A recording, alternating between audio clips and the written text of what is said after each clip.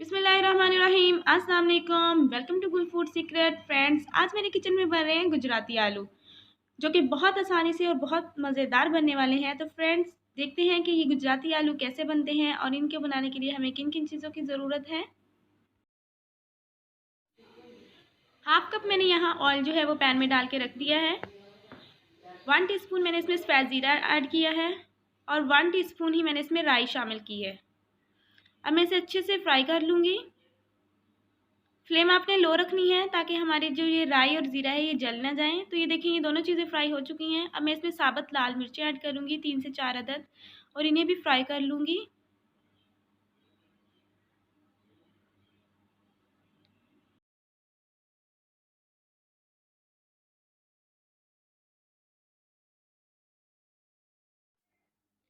तो फ्रेंड्स, जो मेरी मिर्चें हैं वो फ्राई हो चुकी हैं और मैंने अंदर ऐड कर दिए हैं आलू। आलूओं को मैं 2 मिनट के लिए फ्राई कर लूँगी।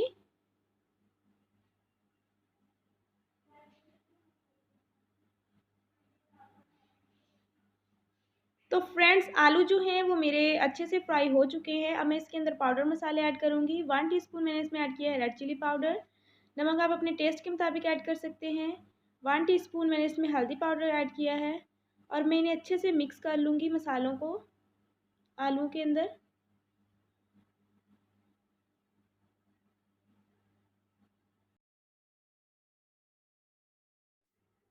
तो फ्रेंड्स, मसाले जो हैं वो मेरे अच्छे से मिक्स हो चुके हैं। अब मैं इसमें ऐड कर दूँगी टमाटर। ये मैंने 3 मीडियम साइज़ के टमाटरों को चॉप करके इसके अंदर ऐड किया है।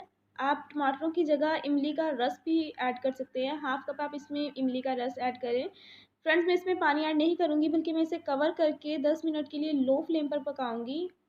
ये आलूओं के पानी के अंदर ही पकेंगे।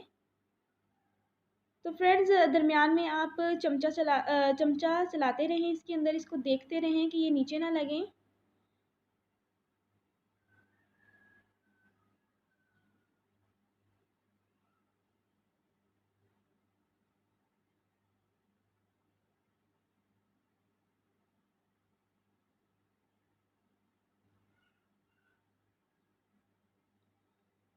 तो फ्रेंड्स, देखिए, मैंने ढाँप कर इसको 10 मिनट के लिए पकाया है। दरमियान में मैं चमचा चलाती रही हूँ और आलू जो हैं वो मेरे अच्छे से जो है वो पक चुके हैं, गल चुके हैं, और हमारा जो सालन है वो बिल्कुल रेडी हो चुका है। अब मैं इसके अंदर ऐड कर दूँगी 1 टीस्पून गरम मसाला और 1 टीस्पून मैं इसमें ऐड करूँगी कसूरी मेथी, और इसे अच्छे से मिक्स कर लूँगी। कसूरी मेथी से बहुत अच्छी खुशबू आने लग जाती है सालन से। तो फ्रेंड्स, हमारे गुजराती आलू जो हैं वो बिल्कुल रेडी हो चुके हैं। मैं चूल्हे को बंद कर दूँगी और इसे मैं प्लेट में निकाल लूँगी। आप इसको चावलों के साथ और चपाती के साथ सर्व करें, ये बहुत मज़े के लगते हैं।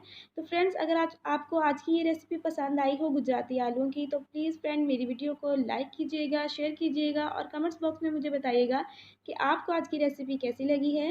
नेक्स्ट रेसिपी तक के लिए मैं इजाज़त चाहूँगी। अल्लाह हाफ़िज़।